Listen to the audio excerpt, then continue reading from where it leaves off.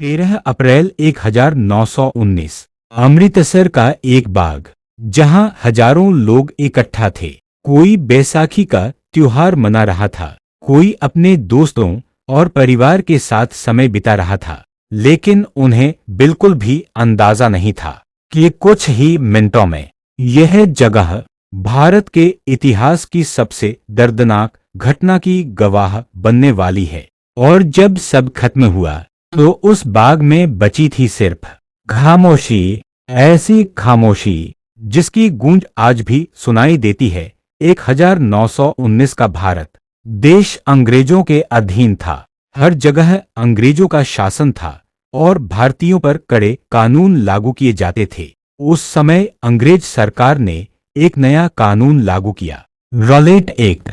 इस कानून के तहत अंग्रेज सरकार किसी भी भारतीय को बिना मुकदमे के जेल में डाल सकती थी। न कोई सुनवाई, न कोई वकील, न कोई अपील।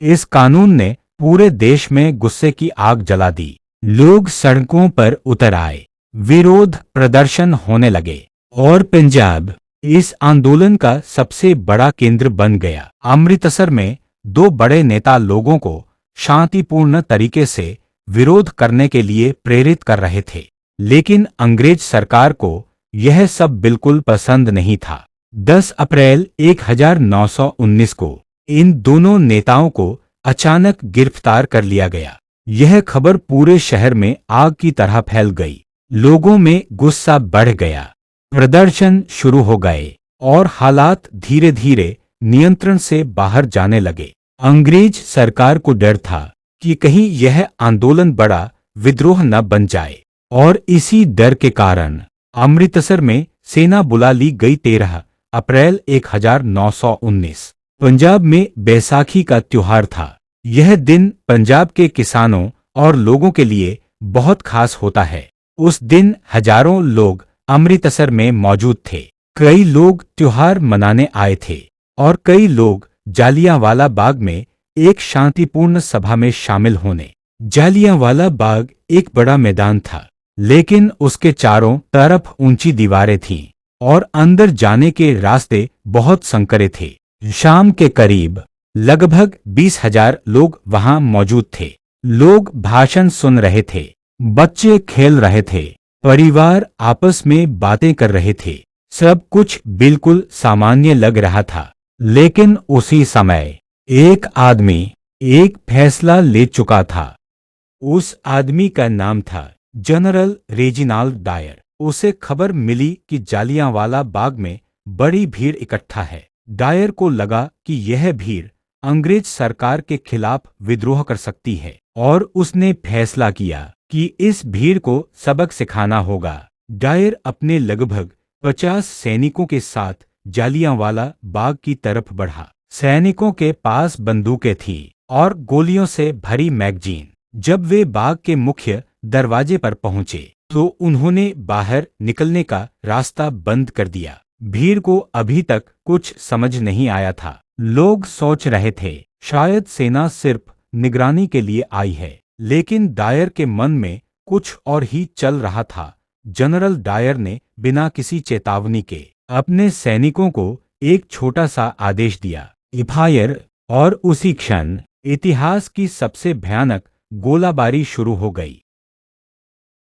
अचानक चारों तरफ गोलियों की आवाज गूंजने लगी। लोग घबरा गए, हर तरफ अफरा-तफरी मच गई। कोई समझ ही नहीं पा रहा था कि क्या हो रहा है। लोग भागने लगे, लेकिन बाग के रास्ते बहुत संकरे थे। कुछ ही सेकंड में सैकड़ों लोग जमीन पर गिरने लगे। कई लोग दीवारों पर चढ़ने की कोशिश कर रहे थे, लेकिन गोलियां लगातार चल रही थीं। लोग अपने बच्चों को बचाने की कोशिश कर रहे थे, लेकिन गोलियों के सामने कोई भी सुरक्षित नहीं था। बाग के अंदर एक पुराना कुआं था। जब लोगों को लगा कि कहीं बचने का रास्ता नहीं है, तो दर्जनों लोग उस कुएं में कूदने लगे। कुछ लोग जान बचाने के लिए कूदे और कुछ लोग गोलियों से बचने के लिए। कुछ ही मिनटों में वह कुआं भी लोगों से भर गया, लेकिन गोलियां अब भी चल रही थीं।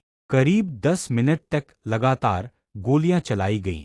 सैनिक तब तक फायर करते रहे जब तक उनके पास गोलियां खत्म नहीं हो गईं। कुल मिलाकर लगभग 1650 गोलियां चलाई गईं। जब गोलियां रुक गईं तो बाग में सिर्फ चीखें और कराहने की आवाजें रह गईं। कुछ देर बाद वह आवाजें भी धीरे धीरे खामोशी में बदल गईं। जब जनरल डायर वहां से चला गया तो जालियांवाला बाग एक मैदान नहीं रहा था, वह बन चुका था एक विशाल कब्रिस्तान। चारों तरफ लाशें पड़ी थीं। घायल लोग मदद के लिए पुकार रहे थे, लेकिन अंग्रेज सरकार ने शहर में कर्फ्यू लगा दिया। कोई भी घायल लोगों की मदद करने नहीं आ सका। कई लोग रात भर वहीं पड़े रहे और धीरे धीरे उनकी सांसें भी थम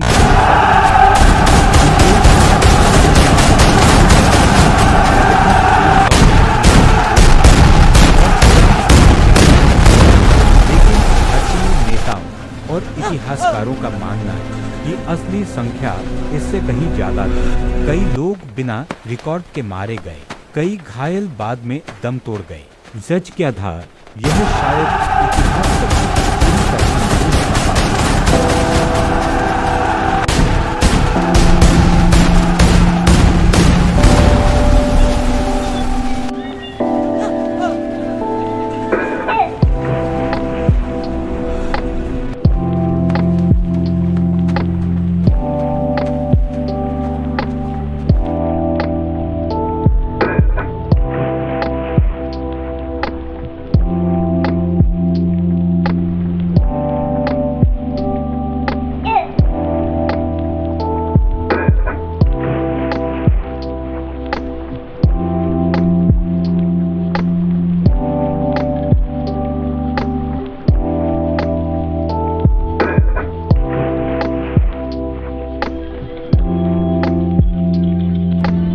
This concludes the terms. We are in agreement. Agreed. A necessary step forward. Then it is signed. Gentlemen, these terms secure our mutual interests. They ensure fair representation for our people. Then we are in accord. Let us sign.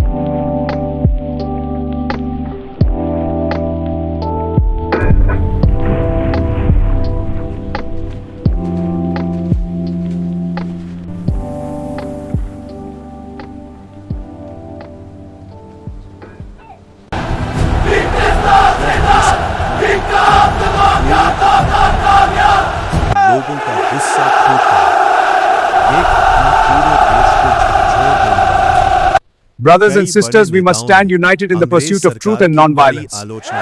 Our resolve is our strength. Brothers, we stand united today. Yes, our resolve is strong. Together, we will prevail.